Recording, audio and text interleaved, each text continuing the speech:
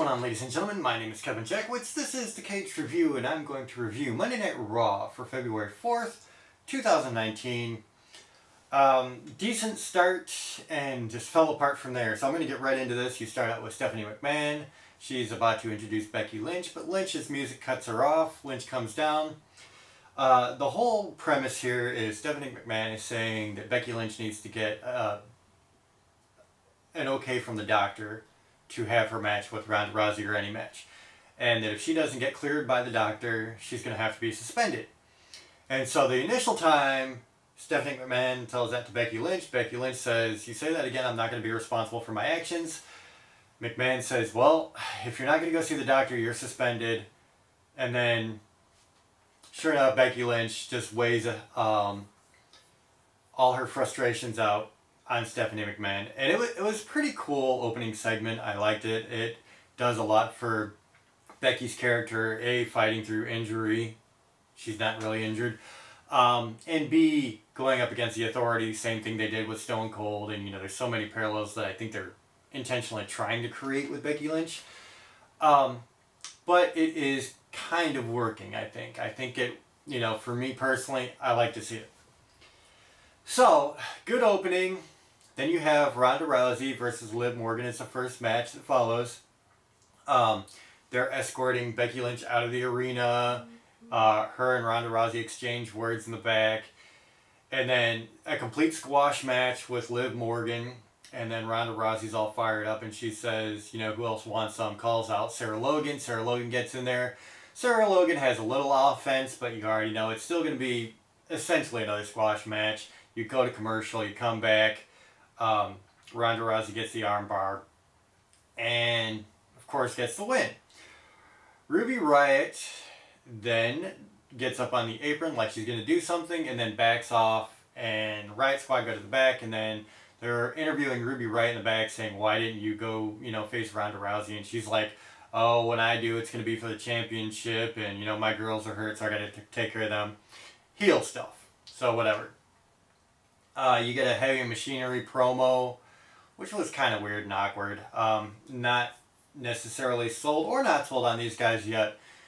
But I would like to see them, you know, shine with their real personalities. I don't think this was that case. You cut from commercial, and backstage you have Bayley and Sasha Banks doing a promo, and they get cut off by Alicia Fox and Nikki Cross, who are apparently a team now. So they don't know what to do with Nikki Cross apparently, because she's been with the heels, she's been with the faces, Raw, SmackDown, whatever. She's been everywhere. And another situation where they're just not utilizing somebody that's talented the way they should. So you come back from that weird segment and you have a Fatal 4-Way tag team match. And this is going to decide who faces Chad Gable and Bobby Roode. And so you have Heavy Machinery, Gran Metalik, and Lince Dorado from Lucha House Party. B Team and the Revival. And there's a lot of talk about the Revival wanting to leave WWE. There's a lot of talk, actually, of a lot of people wanting to leave WWE at this point. And I couldn't blame any of them. So long story short, decent match for what it was, nothing extravagant. The Revival get the win. Then you get a backstage bit where Kurt Hawkins is telling Zack Ryder, man, you don't really want to team with me or something, I'm just going to hold you down. And then Zack Ryder was making a comment about they couldn't even spell my name right last week on the logo. So they're essentially calling themselves losers, and you can tell that's clearly WWE. You know, just shining on those two pretty hard, honestly. So I wasn't really a big fan of that. You get Kurt Angle. He's out there. He looks like he's about to do his retirement speech. He gets interrupted by Baron Corbin, who's saying, "Why don't you just go? You already retired. You've already been in the Hall of Fame. Let it go." And then Drew McIntyre comes out. And it looks like they're going to attack Kurt Angle, and then Braun Strowman comes out. Evens the odds. And so not really a whole lot happens there. After that, you get Sasha, Banks, and Bayley. They come out. They're getting ready for their match with Alicia Fox and Nikki Cross, except they get jumped on the ramp. Those two get worn out pretty hard and heavy. Looks like Sasha Banks is really hurt. And so, yeah, it looks like maybe that match isn't going to go on, but you come back and it's official. Sasha Banks and Bayley, they're in the ring. Alicia Fox and Nikki Cross, and you kind of tell at this point already, you don't really believe that Alicia Fox and Nikki Cross are going to be in this tag team division as a serious thought. And so, sure enough, Bayley is in the ring pretty much the entire match and gets the win. The underdogs come up and makes them look strong, I guess. Not necessarily the biggest fan of Alicia Fox in the ring. I like Nikki Cross. I don't know that this did anything for her. She's come in and lost a lot. So you've kind of ruined the character already. So yeah, that's my thought on it. Backstage, you get Apollo Crews. He's talking about his thoughts on Kurt Angle, and he's really talking up Kurt Angle, and then Drake Maverick and Razor, they interrupt him, and just kind of an argument ensues. There was no match before, after, didn't really mean anything. It had no stakes to it. Didn't make sense why they put it together like that at all. I know Drake Maverick, they're missing one half of AOP, but let's be honest, this did nothing for anybody. Road Dogg comes out. He does his little Road Dogg shtick, so that was kind of cool to see. He's with Jeff Jarrett. It's going to be Jeff Jarrett versus Elias. And it was pretty much what you would expect. The match went how you would expect. Jeff Jarrett, he's putting over the younger guy. There was some interaction there between Elias and Road Dogg. Road Dogg comes in after the match. They kind of put a beat down on Elias. Jeff Jarrett smacks him with the guitar. Guitar didn't even break. But yeah, so it was exactly what you would expect. Putting over the younger guy with the win. Putting over the older guys at the end. Backstage, you get this just absolutely goofy segment with Dana Brooke talking to Natalya. She walks up to Natalya, and Natalya's got her back to her, doing some stuff with her bag, her carry-on bag or whatever. And Dana Brooke gets frustrated because Natalya is ignoring her. She's like, fine, I'll fight you next week and, show you that I can do it. She walks away after Dana Brooke screams, and then she pulls out her earplugs. She had headphones in. So, again, don't know that it did anything for me. Backstage, Finn Balor interview leads right into Finn Balor, which is supposed to be versus Bobby Lashley. Bobby Lashley's like, I'm not going to give you a match, especially a title match. If you beat Lio Rush, we'll talk about it. So he sets up the match. Bobby Lashley does. Don't know how he's setting up a match. And then he attacks Finn Balor and kind of wears him out.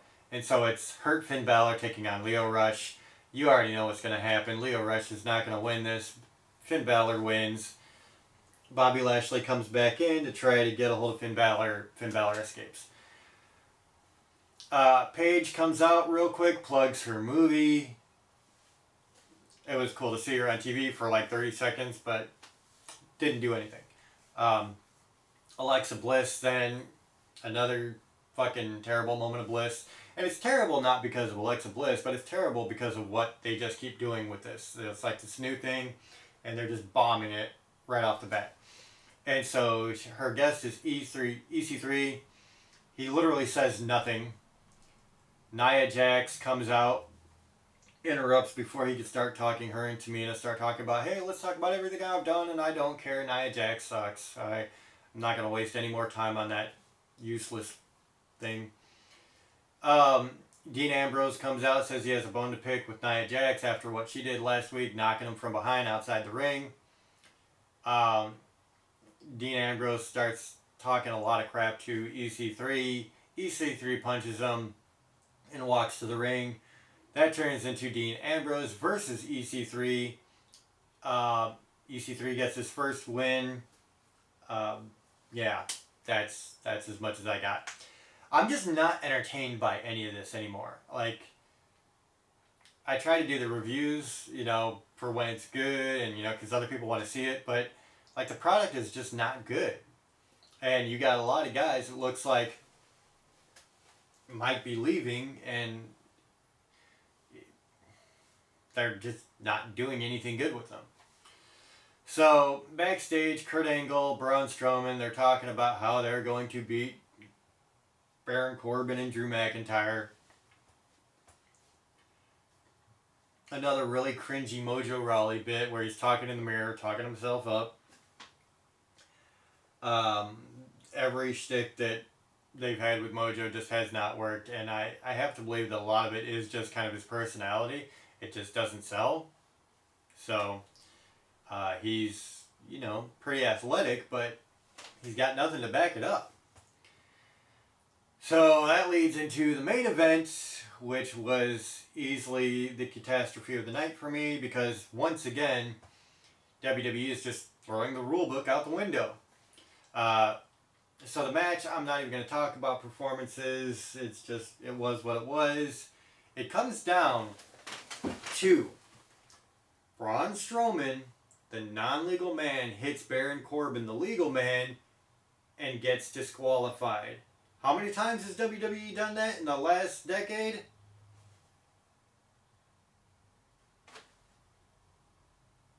So suddenly, we're changing the rules again. Because that has happened so many times and nothing has happened. As a matter of fact, earlier in the show, Bobby Lashley, who was not even in the match, during the match with Finn Balor and Lio Rush, pulls Finn Balor out of the ring, and instead of disqualifying him, the referee just sends him to the back. Bobby Lashley. So, where in like an hour's difference does a person that's actually in a match hitting the legal person, and he's not legal, make a disqualification? That was stupid. That was fucking horrible.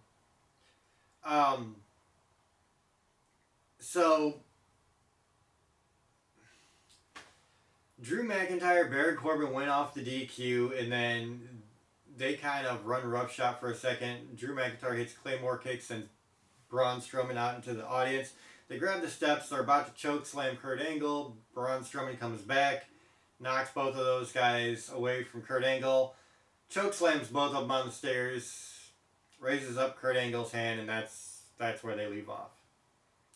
It was a horrible show. It really was. There wasn't too much good about this. There was a lot of stupid things that were happening. A lot of shit thrown together, didn't make any sense, didn't have any stakes. A lot of really bad acting in this one for sure. It was just bad. You had a decent opening couple of minutes. So I'm going to give this a 0 out of 10. I really don't think it deserves anything. You're in Road to WrestleMania mode now, and this is garbage. And that's where I'm at. I mean, it was just bad to watch. So ladies and gentlemen, I'm not going to waste any more time on this. Let me know what you guys think in the comments. If you enjoyed this, hit the like button, subscribe, and share. My name is Kevin Jackowitz. Kaged Nation out.